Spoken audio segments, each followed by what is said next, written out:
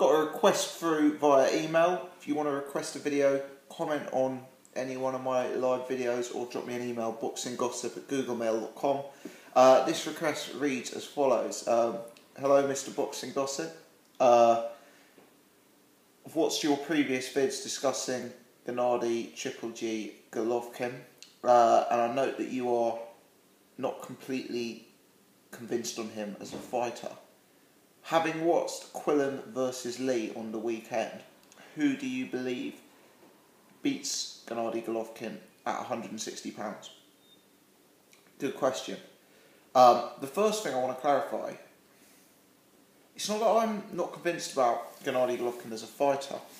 I've said numerous times that he's clearly a very good fighter, and I've also said numerous times that he's clearly the #1 middleweight.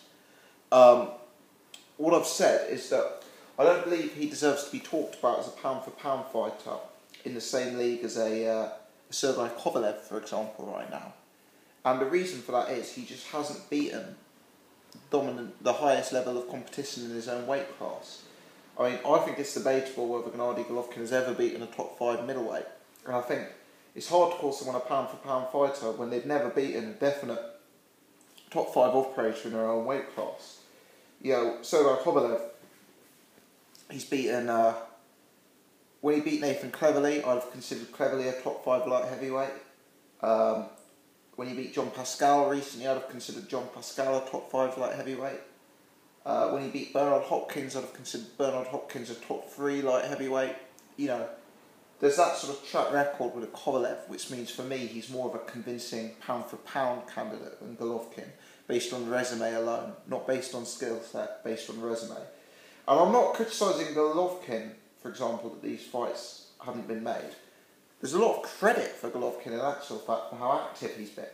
And I guess with guys in the middleweight division like Miguel Cotto, Sergio Martinez, you know, these kind of big names, it's sort of harder for Golovkin to get these fights when he may be considered a B-side, I guess.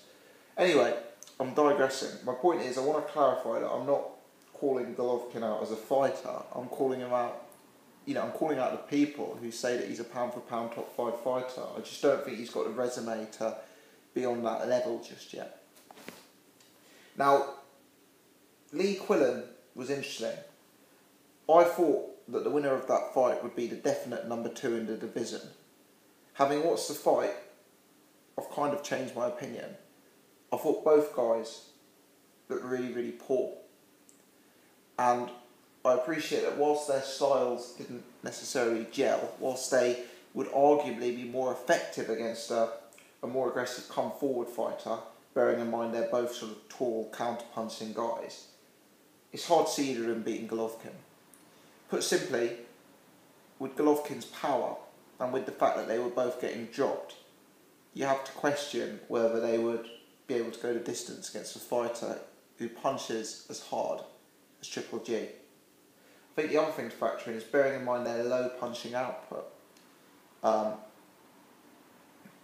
You have to question, would they really be able to win rounds of Triple G? You know, Triple G's so relentless. He's a high-tempo, aggressive fighter who lands very eye-catching flurries of punches. Realistically, is Peter Quillin throwing 3 or 4 punches a round going to allow him to steal rounds of Triple G? I don't see it. After this performance, I'd be quite confident that Triple G beats both guys. Clearly, both guys hit very hard. I don't think Triple G's been in with a puncher at either of their level. So I think there's potential scope, you know, for them maybe to score an upset by a knockout. But I'd make Triple G a very, very strong favourite in terms of either of those fights. The honest answer is that there actually isn't a fighter at 160 pounds who I would pick over Triple G. What I think is there are various stylistic matchups where there are fighters I would give an outside chance to Triple G, against Triple G. David Lemieux is fighting Hassan N'Dam and Jikum. Now the winner of that fight would start as a definite underdog against Triple G. David Lemieux got beat by Marco Antonio Rubio, who we saw Triple G destroy There's questions about David Lemieux's punch durability. I think that fight would end very early.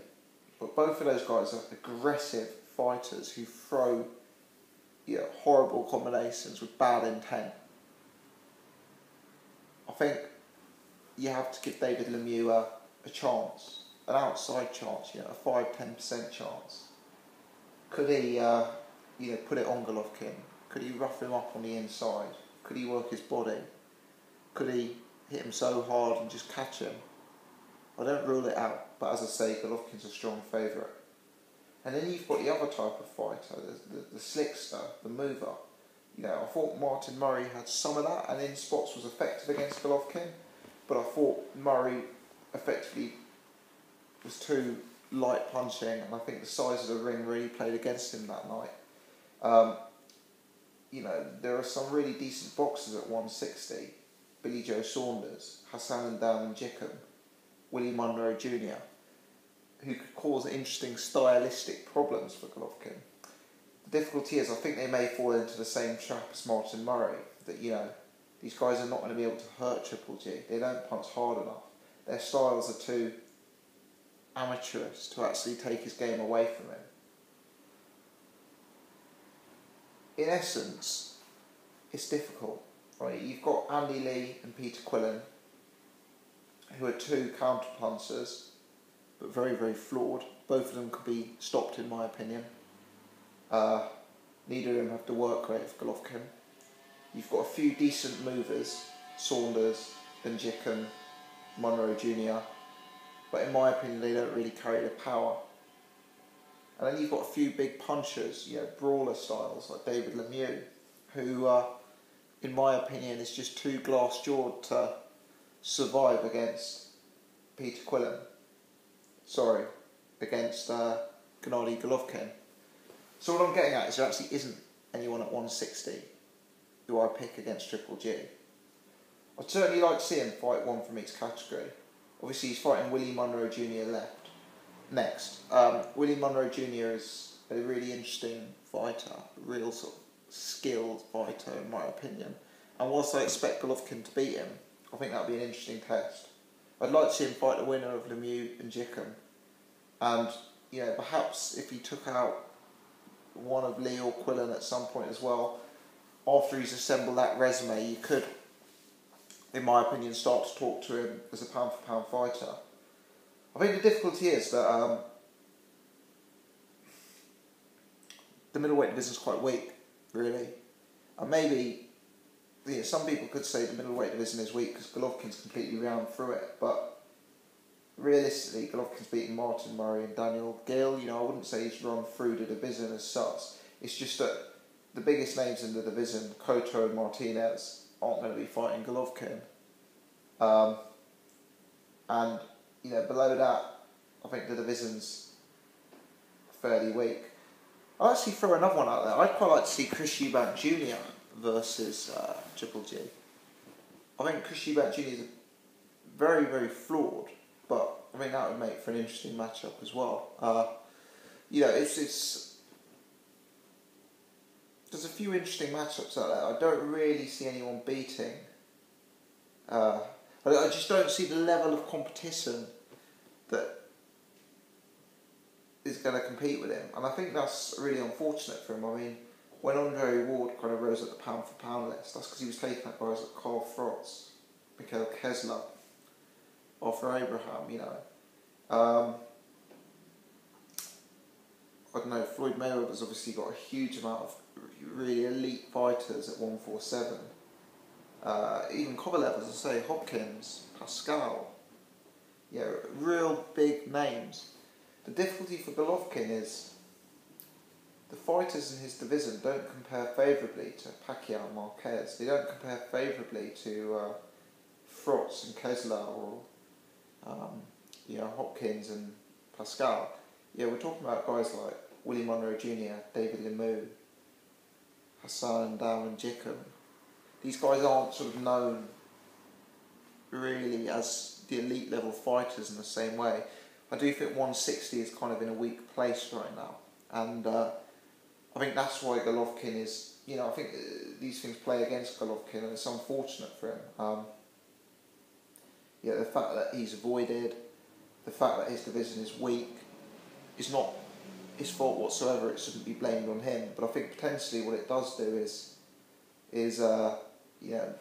question how high you can rate him when the level of fighter that he's fighting, the Gills, the Murrays, the Monroe Juniors of this world, are not highly rated in a global level. So that's my thoughts. I don't see anyone at 160 beating him.